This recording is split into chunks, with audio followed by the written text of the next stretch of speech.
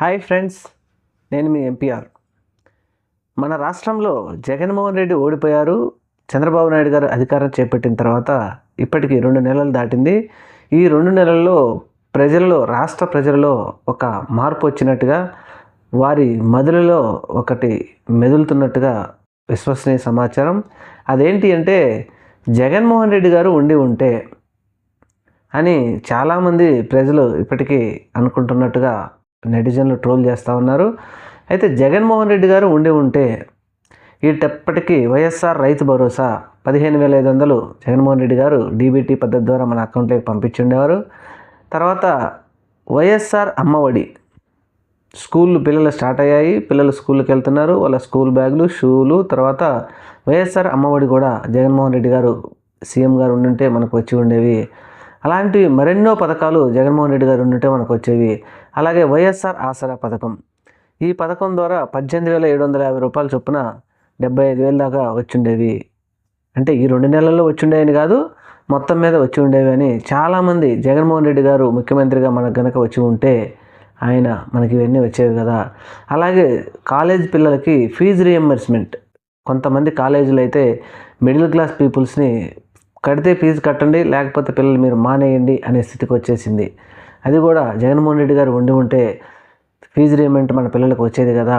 ఇప్పుడు మనం కట్టలేక తిప్పలు పడుతున్నామని చెప్పేసి మధ్యతరగతి పిల్లలు, తల్లిదండ్రులు చాలా ఇబ్బంది పడుతూ ఉన్నారు. అలాగే ఆరోగ్యశ్రీ, రాజీవ్ ఆరోగ్యశ్రీ 25 lakhs చేశారు. ఎక్కడైనా బెంగళూరు, మెడ్రాస్, హైదరాబాద్ లాంటి మల్టీ స్పెషాలిటీ హాస్పిటళ్లలో పేదవారు వైద్యం చేయించుకోవడానికి రాజీవ్ ఆరోగ్యశ్రీని 25 లక్షలు చేశారు. అయితే ఇప్పుడు వచ్చిన ప్రభుత్వం దానిని మళ్ళా తీసేస్తూ మీరు ఆయుష్మాన్ భారత్ చేసుకోండి అని చెప్తూ ఉన్నారు. అదే కనుక మన జగన్మోహన్ రెడ్డి గారు ఉండి ఉంటే మనకు వచ్చేది కదా అన్నట్టు ఆలోచిస్తూ ఉన్నారని సమాచారం. అలాగే జగనన్న విద్యా దీవెన, జగనన్న గోరుముద్ద, జగనన్న మధ్యాహ్న భోజన పథకం, ఇలాంటివి మరెన్నో పథకాలు, జగనన్న ఈబీసీ నేస్తం, వైఎస్ఆర్ కళ్యాణమస్తు, వైఎస్ఆర్ షాదీ తోఫా, ఇలాంటివి మస్తు పథకాలు ఎన్నో జగనన్న ఉండుంటే మనకు తీసుకొచ్చేవాడు. అలాగే రాష్ట్రంలో ఇప్పటికీ 2019 నుంచి 24 వరకు 40 లక్షల ఇళ్ల పట్టాలు ఇచ్చినటువంటి జగన్మోహన్ రెడ్డి గారు ఇప్పుడు మళ్ళీ కొత్తగా ఇవ్వాల్సి వచ్చేది. అప్పుడు పూర్తి కానటువంటివన్నీ 40 లక్షలు పట్టాలు మరియు ఇల్లులు కూడా కట్టి పూర్తి చేయడానికి చేసేవాడు జగన్మోహన్ రెడ్డి గారు అని చెప్పేసి ఆంధ్రప్రదేశ్లో ఒక విధమైన చర్చ ఏర్పడుతూ ఉంది. అలాగే మనం ఏదో వస్తుంది, ఏదో కావాలని చెప్పేసి మనం ఆశకు పోయి ఉన్నది పోగొట్టుకున్నామనేసి చాలామంది ప్రజలలో ఈ విధమైనటువంటి ఒక మనోవేదన వచ్చినట్టుగా చెప్తూ ఉన్నారు.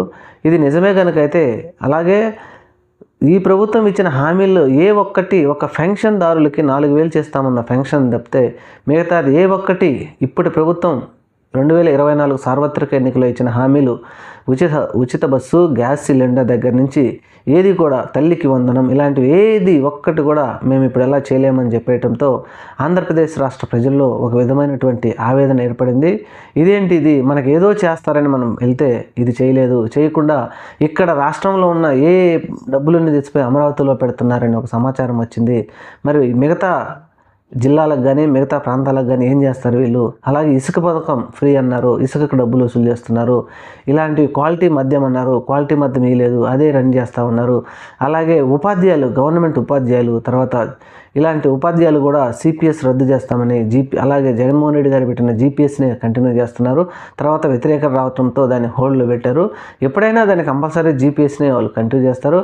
అలాగే చురు ఉద్యోగులు, మహిళా మండలి అక్కడ పనిచేసే వాళ్ళు కావచ్చు, అంగన్వాడీ ఆయాలు కావచ్చు, ఇలాంటి ఎంతోమంది ఆయాలు వాళ్ళు కూడా చాలా మదన పడుతూ ఉన్నారు. ప్రభుత్వ ఉద్యోగులు కూడా మనం ప్రభుత్వాన్ని మార్చి మనం ఏమైనా తప్పు చేశామా, మన జగన్మోహన్ రెడ్డి గారిని వదులుకొని మనం ఏమైనా తప్పు చేశామని చెప్పేసి ఒక మనోవేదన వచ్చినట్టుగా ఉంది. వైఎస్ జగన్మోహన్ రెడ్డి గారు కనుక ఉండి ఉంటే ఈ పథకాలన్నీ మనకు వచ్చాయి కదని చెప్పేసి ఆంధ్ర రాష్ట్ర ప్రజలందరూ అనుకుంటా ఉన్నారు. మరి ఇప్పుడు ఈ ప్రభుత్వం మీద ఆశతో తీసుకొచ్చుకున్నప్పటికీ ఇవన్నీ రాలేదు. Thank you. మన ఛానల్ని తప్పకుండా సబ్స్క్రైబ్ చేయండి.